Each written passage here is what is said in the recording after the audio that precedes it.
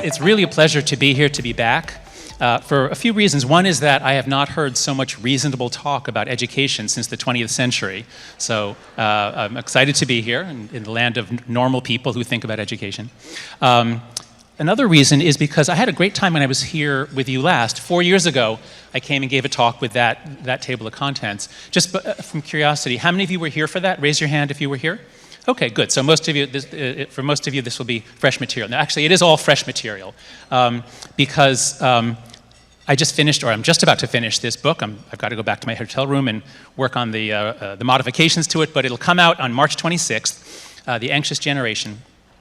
And I have a lot more to tell you now than I did 4 years ago. In fact, I'm going to try to lay out six points about what has happened to people born after 1995, or Gen Z. And I'm going to end with very specific asks of you. And what's so exciting about this conference is that you can actually do something about this. You can actually implement policies and change laws that will have a direct impact on mental health and that will make it so much easier for the rest of us. All of us parents are in a bind. All of us are in a trap. All of us feel pressure. Oh, you know, if I don't give my daughter a phone or social media, she's the only one who's left.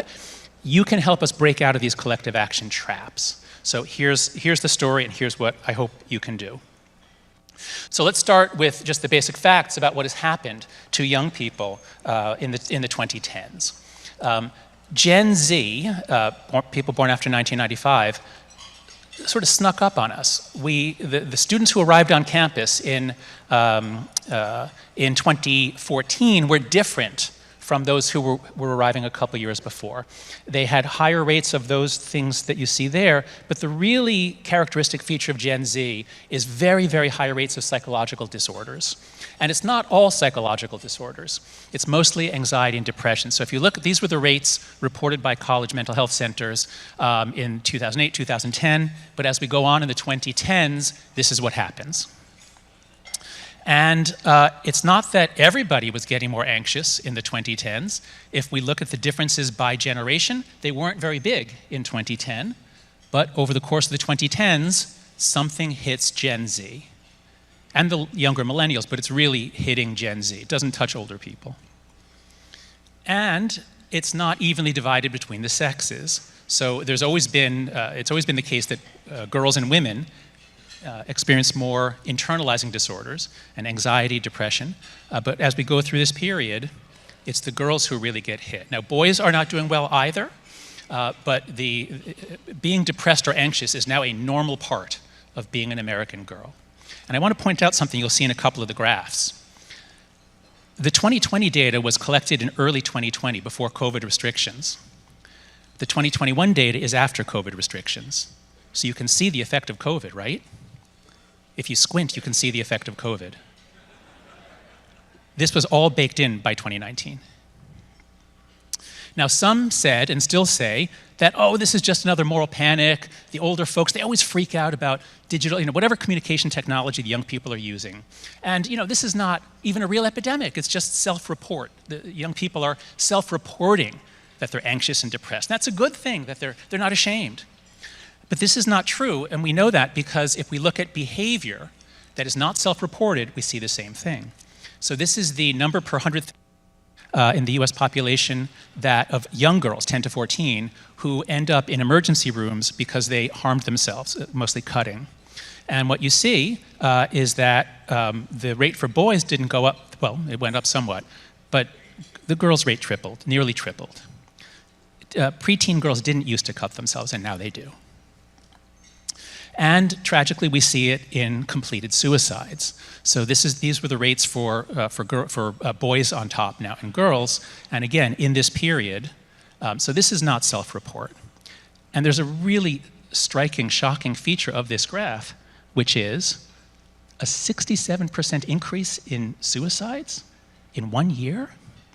What happened in 2012 such that many more girls were killing themselves in 2013? Well, 2012 is the year that all the girls got on Instagram. And it's not just here. It's happening in all of the English-speaking countries. Here's self-harm data in the UK, same in Australia, New Zealand. Looking at it a different way, in Canada question, is your mental health excellent or very good on a 5-point scale? And the top line there is the young girls, the teen and young girls, young women. And what we see is they used to be the happiest, and then in the 2010s, they plummet, and now they're the least happy. So why? Why do you suppose this could be happening at the same time in many countries? It's happening in the Scandinavian countries too. I've looked at those as well. And why is it hitting girls, and especially younger teen girls, the hardest? I wonder why that could be. I've been developing an explanation called the Great Rewiring of Childhood. And I keep asking people, whenever I write, I say, if you disagree, give me another theory. Is there a second place theory that can explain why this happens in so many countries? Because people say, school shootings, Newtown was 2012, that must be why. Yeah, that's why all the numbers went up in New Zealand, right? In Canada, and the UK, and Sweden. So nobody has yet come up with another theory other than this one, which is that the play-based childhood that we've had for millions of years basically ended around 2010 and was replaced by a phone-based childhood. So let's talk about those. So, if you think back, what were your fondest memories of childhood, the most fun you ever had, okay? For how many of you was there a screen present, including a TV screen? Raise your hand if, your greatest memories were watching TV or some sort of screen. Okay, not many. For how many of you were you outside with other kids? Raise your hand. Okay, that's going to be most of you. For how many of you was there some element of risk? Like there was some risk in your play? Raise your hand. Okay? Okay, so this is what childhood always was, because if you give kids something to take risks on, they will do it. And we might think, oh, well, that's terrible, we should stop them. No, you should not. These are my kids. We were in Iceland, and they saw this wall, and there were some handholds, so they just called out, the wall called out to them. They just ran over and just started scrambling up. Kids need thrills. Kids literally need risk. There's a really interesting paper that came out in 2011. There's an update of it now. That we evolved childhoods in which young people are motivated to take risks so that they learn how to act in the world, they learn what the limits are, and they expand their limits. In fact, taking risks is how kids get over anxiety. As they say here, as the child's coping skills improve, these situations and stimuli may be mastered and no longer feared. Thus, fear is reduced as the child experiences a motivating, thrilling activation while learning to master age-adequate challenges. And so, if you block risk and thrills, you keep your child fragile and fearful. You prevent them from maturing. So the play-based childhood, which almost everyone in this room had, began to decline, especially in the 1990s. And there's a great book by Frank Furedi, a British sociologist, called Paranoid Parenting. And he's a sociologist, which is great, because he really brings in all these other factors. So much social change happening in the 80s and 90s. Smaller families, there are not so many kids outside anymore. Working moms, you don't have eyes on the street, as Jane Jacobs had put it. You have real sex abuse scandals, and you have fake sex abuse scandals, like the daycare sex abuse scandals. And the media loves all this, and both in the US and UK, we all get the sense that everyone out there is molesting children. And my God, I better keep my children, I better be so careful, I better not trust anyone. And when adults stop trusting each other with their kids, this is a disaster, because now you have to do everything yourself, you have to verify, you have to always be watching. You begin to put safety first, safety above everything, safety above growth, safety above emotional development, safety, safety, safety. You can see this astonishing change happened in the United States. This is time use studies. How much time do women spend parenting or engaged in whatever the definition was that was given in the survey? And what you see is that in the 1990s, suddenly, mothers who are now they're moving ever more into the work world, so they have less time available, they have fewer children, but they're spending more time with each child. And it's the same pattern for fathers as well. So something happens in the 90s. We no longer have the idea that kids can just go out and play and I'll do other stuff here at home. We have the idea that I have to be watching my kid at all times. And I can prove it to you, probably just with the people in this room.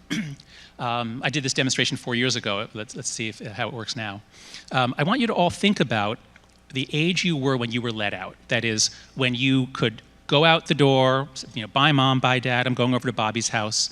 Bobby lives 5 blocks away, and then the two of you are going to go down to a park or a forest or the store, whatever. But you're out on your own. So if that was you in 1st grade, then your number is 6. If you didn't do that until 7th grade, then your number is 12, okay? So everyone have their number? Don't say anything yet. Now we're going to do this by generation. So I'm going to first ask everyone who was born before 1981 to raise your hand. Okay, so just you. You folks are Gen X and baby boomers, okay? So just you, put your hands down now.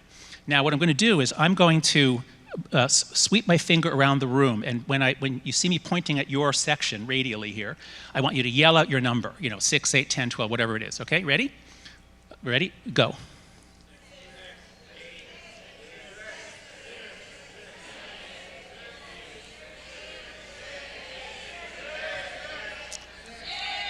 Okay, so there's a battle between the 1st graders and the 3rd graders. Okay, now let's try it with Gen Z. So that's what I always find. Now let's try it with Gen Z. I'm going to skip the millennials. I'm sorry, but you're just not that interesting because you're transitional. You're just in the middle. Okay. Okay, so I assume we have some Gen Z in this room. So if you were born let's even make it 1995. If you're born in 1995 or later, raise your hand high. Okay, we don't have a lot, but we have a dozen or 2 dozen. Okay, so now Gen Z, we're relying on you to yell it out real loud. Okay, everyone, please be very quiet. Very quiet. Shh, shh, shh. Okay, just Gen Z. Just yell it out when I point to you. Ready? Go.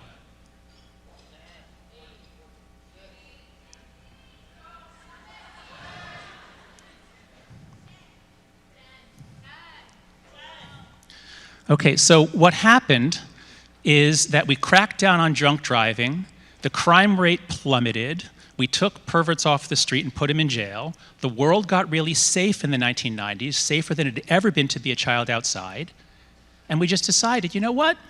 You have to have 2 digits in your age before we'll let you outside.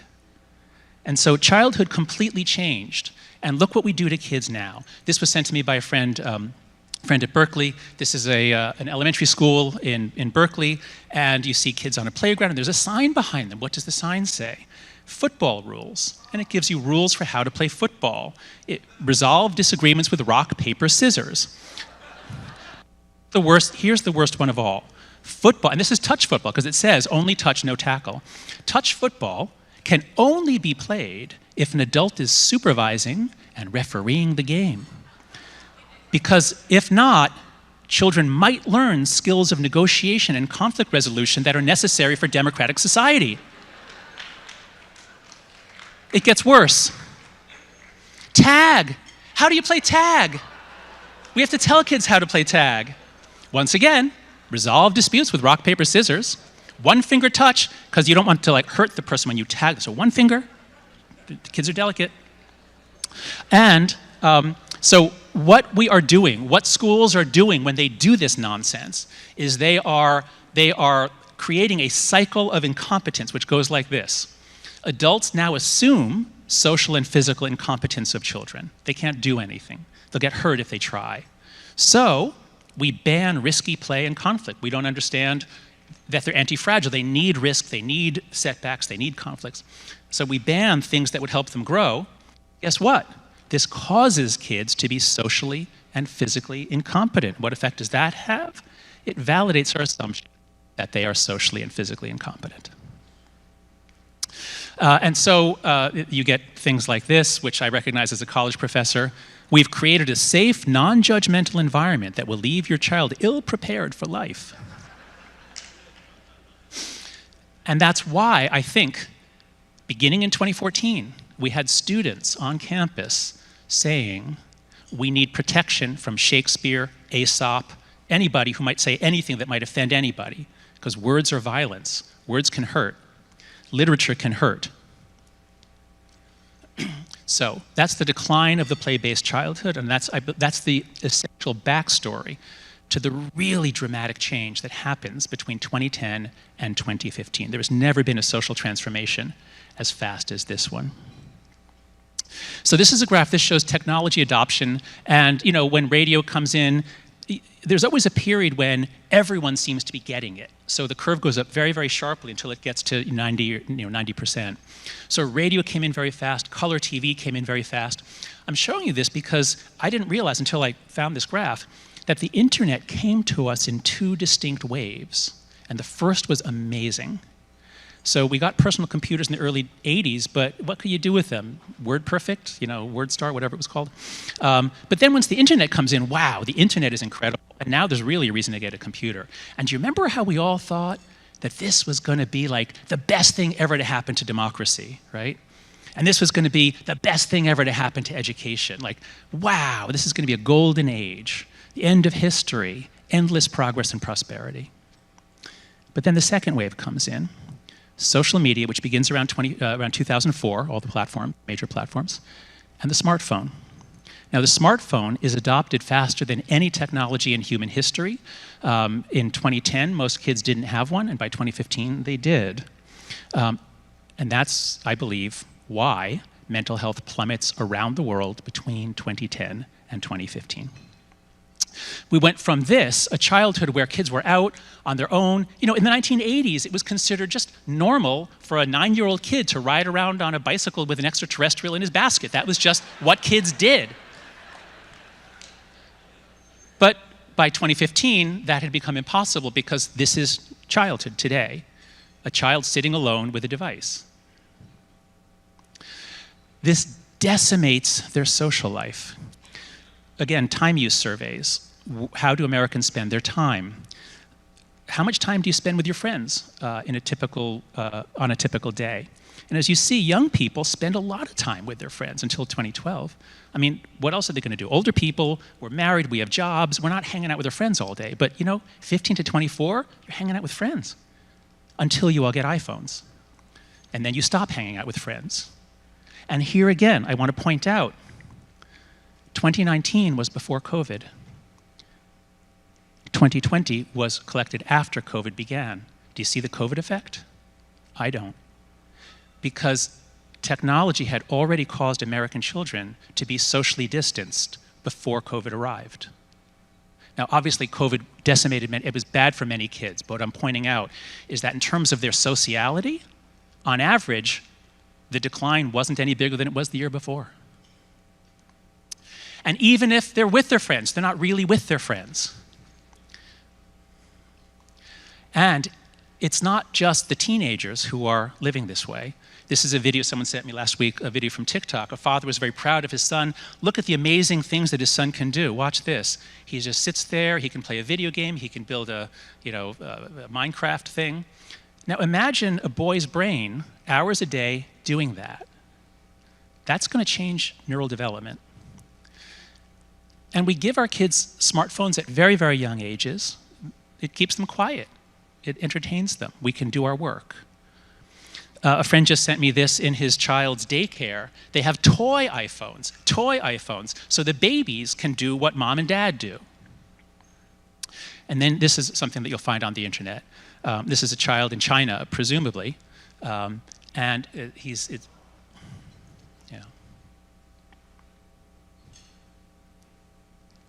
been swiping all day long. His nervous system is rewiring around swiping. He can't stop, and it's very upsetting to him. Imagine doing this to children for their whole childhood. The damage that we're doing to kids goes far beyond mental health. I'm engaged in all kinds of debates with other psychologists who say, oh, the correlations are small, they're not big enough to explain the damage, and there's all kinds of complicated social science issues around correlations and measurements and experiments versus correlational studies. And on my Substack, the After Babel Substack, I'm engaged in that debate. I hope you'll go check it out. I give all the geeky details there. But what I want to point out is that while the scientists are all off arguing about the connection between screen time and depression and anxiety, there's like 20 other kinds of harm that we're doing to the kids. Now here, I don't have time to go into them. I'm just as I finish the book, I just made up this slide to show you what's in the book. In chapter 5, I go through 5 foundational harms. These happen equally to boys and girls. They happen to everyone. So the opportunity cost, my students spend, well, the research shows teenagers spend 7 to 9 hours a day on their phones, or on, I should say, non-school related screen-based activities, so leisure activities, 7 to 9 hours. There's not a lot of time left in the day for anything else. Social deprivation, I already showed you. Sleep deprivation is up sharply since 2013. Attention fragmentation. Students can't sit and read. It's very hard for them because they have to always be checking. And the phone's always buzzing in their pocket because they get hundreds of notifications. My students get a notification, a buzz, every time they get an email message. They just leave on all the notifications. And I work with them, say, shut them all off except for 3. You can pick 3 to keep on out of the 300 apps on your phone. And then behavioral addiction, which is really devastating and is clearest for boys, as I'll show you in a moment. So now there's all kinds of additional harms to girls. So the evidence of the harms of social media is much stronger for girls than boys. And it makes sense. Girls suffer from visual social perfectionism. I mean, imagine a 14-year-old girl on Instagram. Millions of comparisons she's going to see over the course of a month or two. Perfectionism, relational aggression, emotional contagion. Girls share emotions. They catch each other's emotions more than boys do. And therefore, girls catch mental illnesses more than boys do. You can catch a mental illness from TikTok in particular. TikTok is leading to various sociogenic mental illnesses, like TikTok Tourette's syndrome. And also, girls are more subject to sexual predation. Can you imagine if 20 or 30 years ago, we said to parents, hey, we're going to have this great thing that's going to allow your 13-year-old daughter to talk to any man in the world without your knowledge. What do you say? Let's do that, huh? I mean, what are we doing? Then there's a whole chapter on boys because the story for boys is different. Now, at first, I couldn't find the evidence linking any specific thing to boys' mental health. But once I read Richard Reeves' book, and you're so lucky, I mean, he's wonderful. You'll see tomorrow. He's a friend of mine. We co-edited a book together. Richard really, I think, has laid out the evidence that boys have been just retreating from the real world since the 70s. More power to girls and women. They're huge progress in education and the workforce. But boys are disengaging from school and work and family and marriage and parenting. And this is, of course, a disaster for society. In the book, Richard doesn't talk a lot about digital technology. So in chapter 7, I go much deeper. And the story basically is, the virtual world gets really, really attractive. In the 70s, early 80s, think about a kid who loved computers. Think about a kid who could build hardware, who knew what a motherboard was. That kid was a boy, right? Almost always. Boys were attracted to computers in the early days. And then they get better and more visual, and then you get video games. So boys are drifting off into the virtual world in the 80s and especially the 90s. Then we get these incredibly immersive online multiplayer games. So the boys are just retreating. Oh, and then porn becomes not just available, but incredibly high definition. So boys now have so much stimulation in their ancient evolutionary interest in coalitional violence or war or sports, and pornography or sex. So the boys are sort of removing themselves from human life. And many are getting addicted. Depending on how you count it, somewhere between 2 and 10%, I would say, of boys seem to become addicted or have behavioral, it's called problematic use, where they become, their brain is habituated, their dopamine receptors have been reset because they spend so much time stimulating themselves on video games or porn. So then when they're not doing that, now life is painful and they become more surly and irritable and negative. Raise your hand if you've seen this in a boy that you know. Okay, so this is happening all around the country. It's not to most boys, but to a lot of boys. We would never allow a consumer product that damaged 2 to 10% of its users, if they were children especially. So that's the story, that's just a preview of the story for boys. Basically, boys are failing to do the things that would turn them into men. So, what can we do? What can you do? You are in the best position to do something about it. Most of you are parents. We're all struggling as parents. And I've heard some stories from parents who just lay down the law, they just say, this is how it's going to be, and they stuck to it. But most of us are having trouble doing that. So what can you do that would really make it easier for us? Let's start with rolling back the phone-based childhood. Because there's no point in giving kids more freedom in playtime if they have all their devices. They're just going to sit outside and do Instagram. So you have to get them off the devices. You have to first roll back the phone-based childhood before we can restore the play-based childhood. So what I'm trying to do in the book is lay out 4 norms that will solve collective action problems. A collective action problem, or a commons dilemma, is where if any one of us does the right thing, like I tell my daughter, you can't have a phone in 7th grade, and she says, but everyone else does. I'm isolated. I won't know what's going on. And so it's hard for me and my family because she's the only one. But what if half of the kids, what if half the families did it? Well, then it would be easy. Because all she can say is, but Daddy, some of the kids have phones. That's not a very compelling argument. So if we could just establish these as norms, guidelines, these are minimum standards. No smartphone before high school. It is insane to give a distraction device, an experience blocker, basically, to a child, especially when they're just beginning puberty. Now, yes, you want to be able to text your child. You want to be able to communicate. Give them a flip phone. Flip phones are great. They're made for communication. The millennials went through puberty on flip phones, and that's why they're okay. Gen Z went through puberty on iPhones and Instagram, and that's why they're not okay. Second norm, no social media before 16. I'm not saying 16 is a safe age. It still will cause some damage, but not nearly as much as at 13. Right now in the US, the law says the age of internet adulthood is 13. That was set in COPPA, had nothing to do with mental health. It was about when kids can sign contracts with tech companies to give away their data. So it was set to 13 with 0 enforcement. As long as Meta doesn't know that you're underage, they're fine. In fact, until recently, when you go to open an account, they suggest that you were born 13 years ago, and then you can change that. So let's raise the age to 16 and then enforce it, and thank you to the states that are doing that. Third, and this is the easiest one and the most urgent, this is the one you can get done by September, which is phone-free schools. It's completely insane to allow phones in schools. I'll show that in a moment. And then I'll get to the next, the more free play we'll get to in a moment. So I wrote an article in The Atlantic called Get Phones Out of Schools Now. I reviewed all the evidence on what happens when kids have phones in schools. I mean, if some kids are texting, everyone has to check, otherwise they're left out, and everybody else will know something that they don't know. That's why, as we heard Ian say, kids used to go to the bathroom a lot more when they're not supposed to take out their phones, but they had them. The only way to stop kids from checking their phone is a Yonder pouch or a phone locker. If you just say, as my kids' schools did, oh, we have a phone ban, you're not allowed to use your phone during class, you have to keep it in your pocket. That would be like a heroin recovery clinic that said, you can take your heroin into our facility, but you must not shoot up in the bathroom. So there are all kinds of harms that come from kids having a phone in their pocket. So already it was referred to this morning, I think Ian referred to it, that NAEP scores dropped off because of COVID. You can see that drop there, right? We're all concerned about that, and that is a big drop.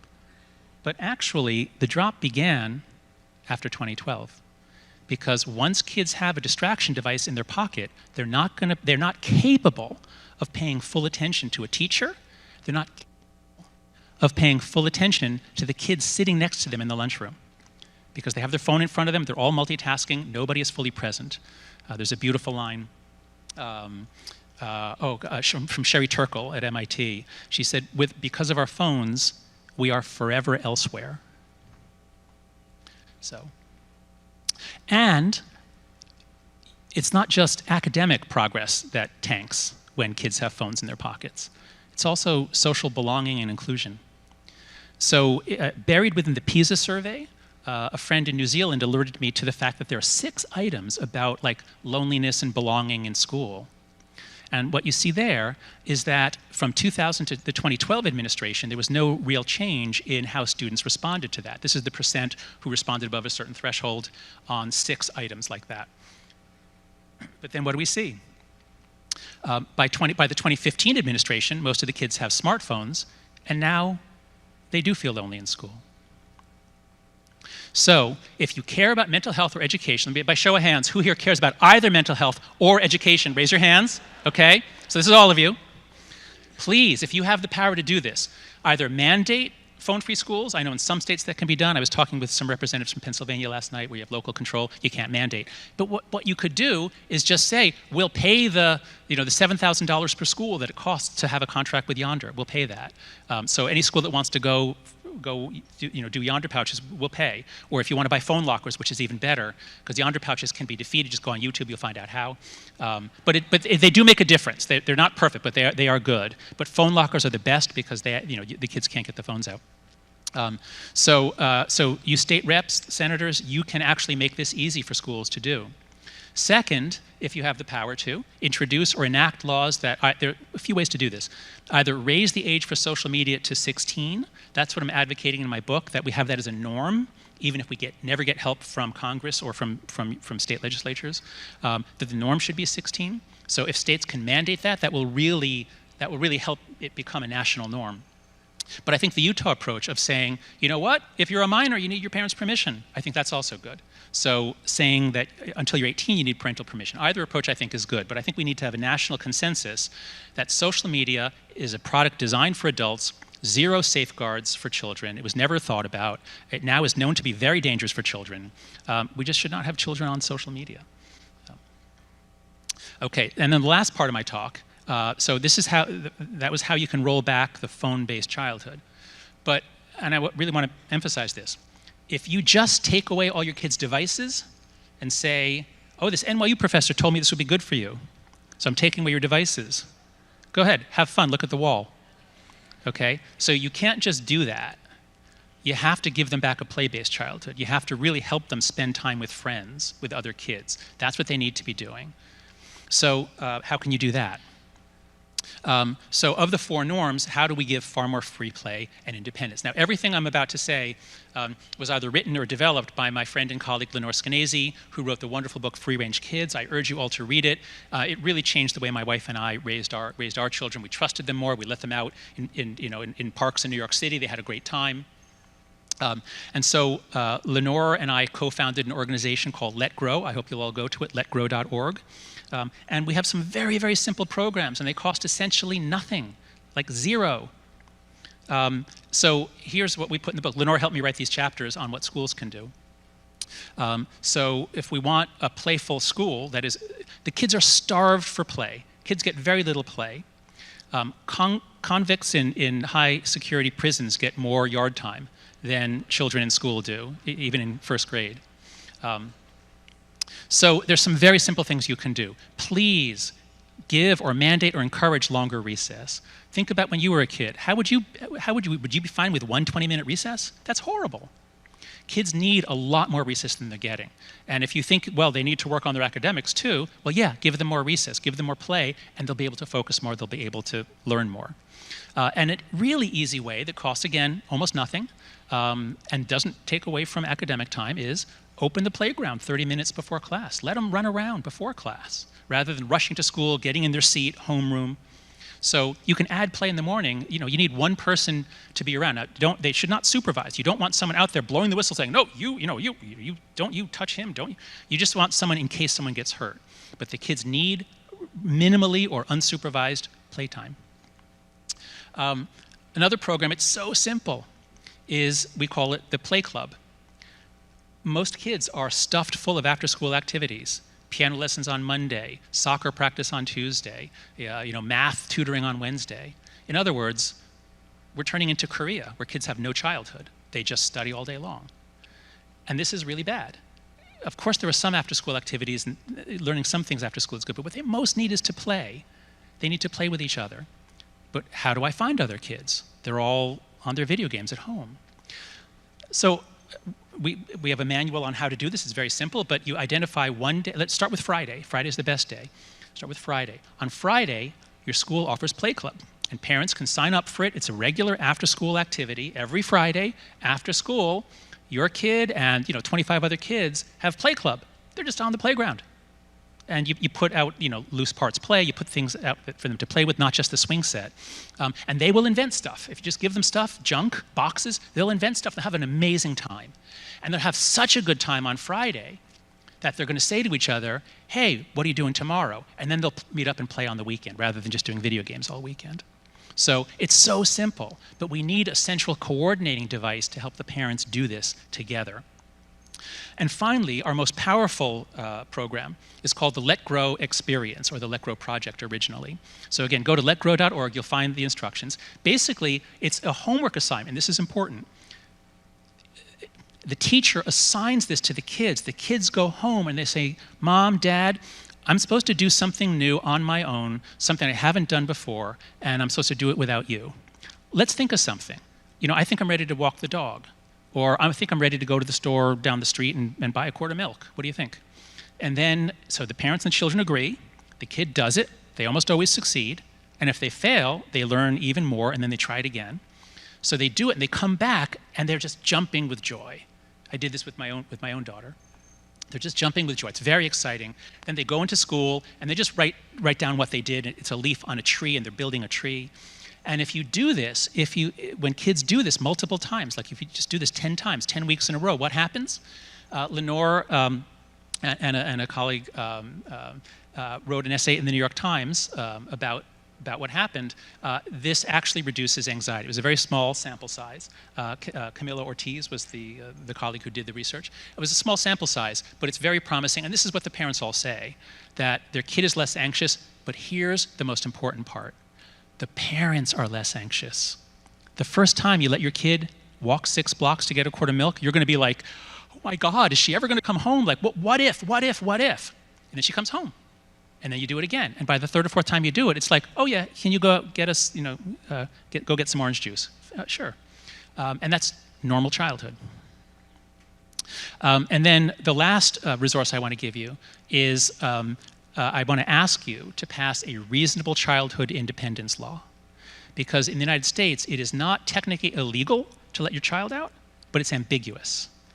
And if you send your 8 or 9-year-old kid down the street to the store and a neighbor calls because she hasn't seen an unaccompanied child since the 90s, what is that thing? Quick, call 911. And once the police get involved, then they're going to refer to Child Protective Services. And before you know it, you are under supervision for years to come because you let your kid out.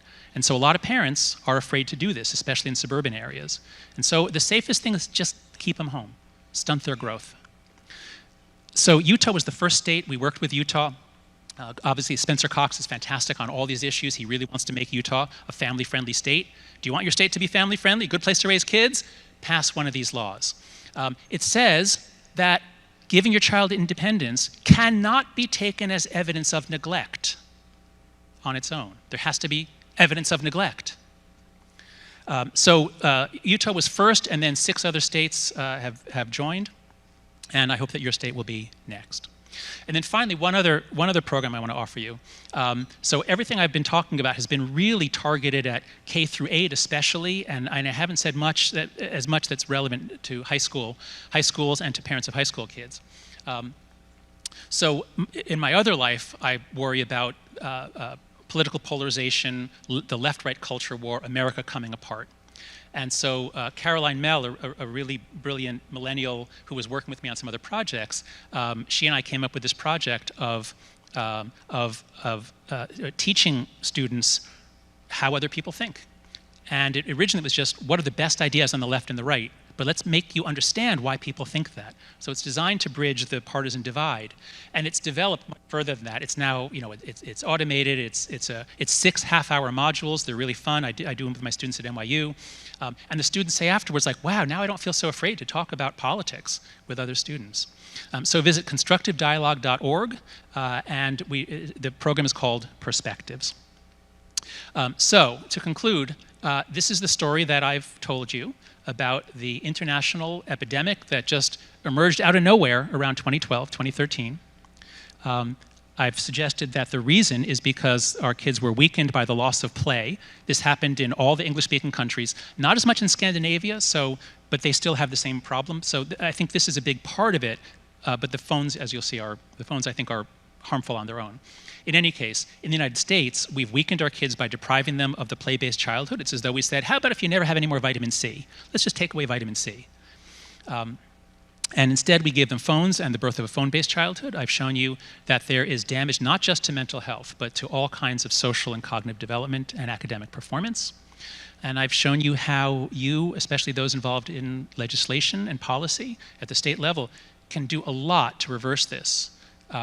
If we can all embrace these norms and legislation and policies to support them, I think that we actually can restore adolescent mental health for almost no cost. Thank you.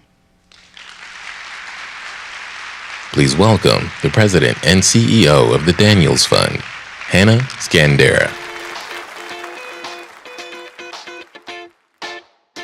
I think we can conclude after your TED Talk, we'll call it a TED Talk, that your book is living proof life is not a bowl of cherries. We'll just start there. It used to be, but not since Yes, not so much anymore. But let's start at the beginning. You are a social psychologist that specializes in the psychology of morality. What does that mean?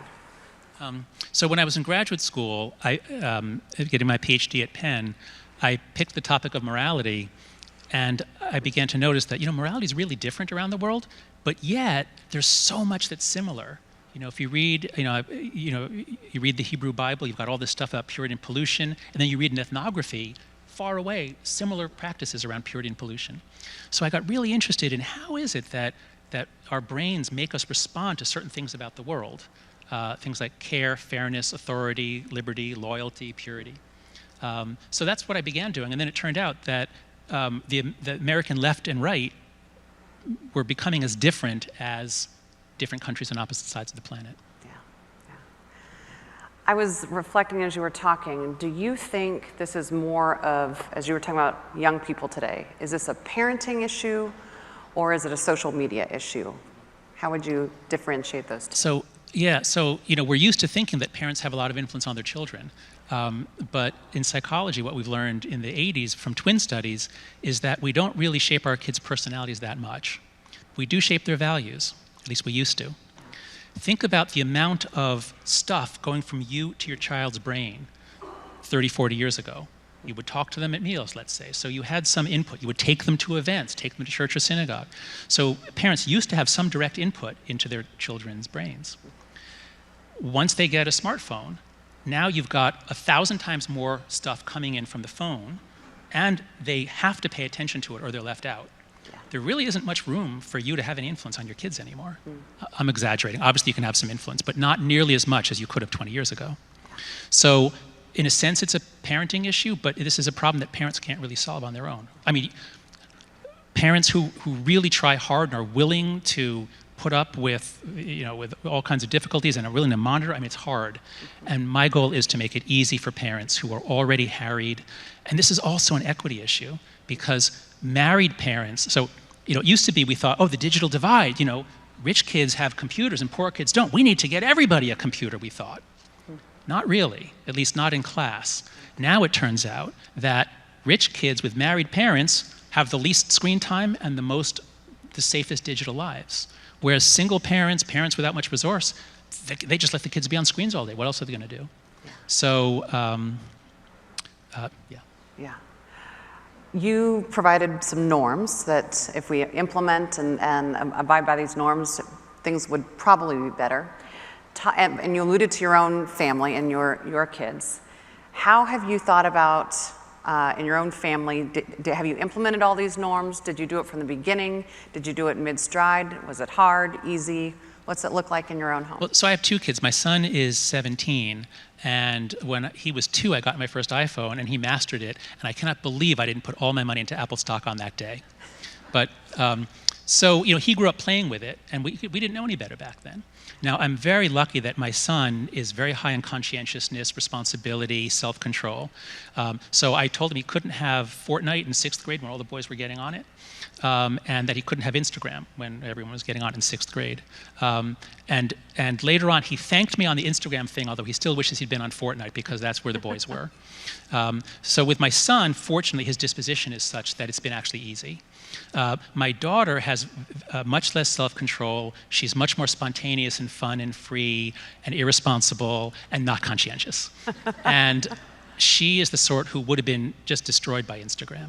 And I'm so lucky that when she entered 6th grade, she saw the girls on Instagram and she said, these girls are really stupid. I don't want to be with them. So it's actually been very easy with my daughter as well. That's great, great. I'm not going to lie, before I ask you this next question, I'm just going to speak as a parent and say, thank God I have a boy. Because some of your data is pretty, it's heavy. It's heavy, particularly for our girls. And I'm just thinking, I mean, we could see the trend lines. And on the other hand, I feel like teenage social pressure has always existed. And bullying has been an issue for a long time. Do you think it's the content on these social media apps or the platform itself and and all the algorithms and all the things? So this is what, so if you've ever heard the phrase, if you ever heard of Marshall McLuhan, who was a major theorist in the 20th century when we were going through the television age. So when you get a major change in technology of how people communicate, you get major social changes as well. And Marshall McLuhan, Neil Postman, they wrote about this brilliantly. We need to all read them today. And McLuhan said, the medium is the message. And what he meant was, don't pay so much attention to the words and images coming through the television set. That's not what's so influential. It's the fact that television makes you a passive consumer. And that meant that politics became entertainment. And that set the stage more for Ronald Reagan, let's say. So I'm just saying that it just, the nature of our engagement with technology, that's almost the whole thing. Yeah. Whereas we're all thinking about the content. And so parents are thinking, like, oh my God, these violent video games, we have to stop that. I don't like them either, but the research doesn't suggest that it's the violence that is causing the problems. It's the addiction. It's spending all your life doing that rather than out with other kids. So don't pay so much attention to the content. I don't even think much about content moderation because we're not going to tweak this and make Instagram safer for 11-year-old girls or even 14-year-old girls. We have to recognize the basic mechanism, the basic platform of millions of social comparisons in a shallow way that emphasizes your looks and your body and your skin for teenage girls is going to be incredibly harmful, even if it's all nice. Yeah. Thank you. I couldn't help but think, you've shared all the data about our young people and did a comparison for older generations. And I was thinking of my 2-year-old son, who when I would pull out my phone when we were on a walk would say, "Put phone away, Mom." And when I didn't put it away, he would say, "Wake up." Whoa. So I wonder how much, when you think about this, yes, we have a generation that we're deeply concerned about, but what about the adults now in this generation? Yeah. So when the scientific focus was on anxiety, depression, mental illness, there wasn't much linking it for adults. So I didn't look into that, and I focused on teens.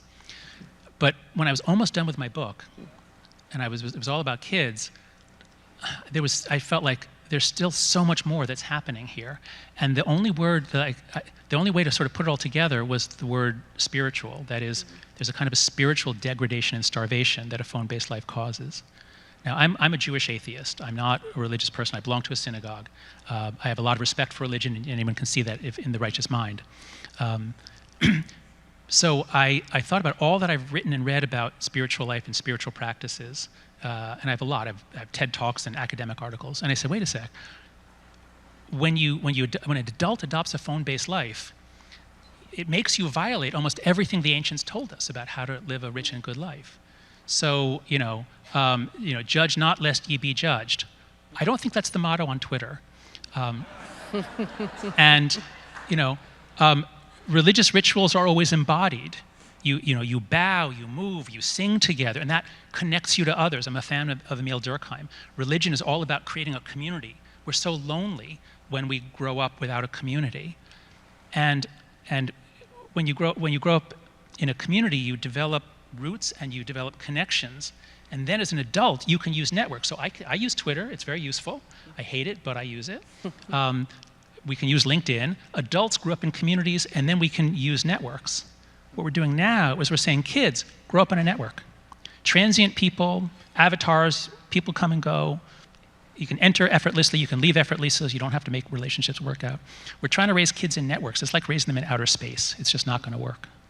So anyway, the point is just that a phone-based life doesn't make adults necessarily clinically depressed, but it robs us of almost everything that you would think of as spiritual elevation or advancement. Love, forgiveness, humility, patience, calm, mindfulness, awe, joy. Other question, you shared a fair amount of international data, and basically, the takeaway for me quickly was this is not just an American thing. Let me flip that around though. Were there countries that didn't have, or that don't have these trend lines? Did you see any anomalies and any hypotheses about the anomalies? Yeah, so a lot of this work was done with my fantastic researcher, Zach Rausch, who has become the world's expert on suicide stats and mental health stats around the world. And so if you go to my Substack, the After Babel Substack, you'll find his amazing posts going through all these countries. And so we started with the countries where we had good data, and we had reason to think that, that there was a lot of individualism, that there was going to be these big effects. And so all the Anglo countries, all the Scandinavian countries, all have the same thing. Some studies of Europe as a whole show much smaller effects. And Asia is just very different. In Asia, they don't have good mental health. The kids in Korea and Japan are not doing particularly well, but they're not showing necessarily the same patterns as us. So it's very different. They're using different apps. So I'm going to have to spend a lot of time studying Asia. But first, we're just going to try to figure out the rest of Europe. And here's our hypothesis from what we see so far. It's famously Southern Europe, Catholic Europe. People are more rooted in communities. Durkheim talked about this. Max Weber talked about this, the Protestant work ethic. So there's a lot more individualism in the north of Europe and in the Anglo world, the Protestant world. Well, individualism is great for happiness if you also have good families and communities. You're free, the world's your oyster, you've got gender equality, you've got all these amazing things in the Protestant countries, more so than Southern Europe or Catholic Europe or Eastern Europe. But then, when the tornado comes, and everyone gets on social media, it's the kids, the individualistic countries, they have no roots. They just get whisked away. Whereas the kids who have to go to church every Sunday, and they live with their grandmother, those kids didn't get whisked away. And I can add in a very important point, which is when you break down the American data by gender, I've shown you, when you do it by politics, you find all the effects are bigger for young people on the left than the right. All the effects are bigger for those who don't go to church or have no religion. They say, the question is religion, how important is religion in your life? And those who say not important versus those very important. So it's especially secular liberals and especially secular liberal girls. That's where you see, it's just like through the roof. They were just carried away by social media into very dark places. And I think, frankly, we're seeing the expression of that on campuses this month in terms of the willingness to embrace ideologies that are bizarre and antisocial and divorced from reality and history.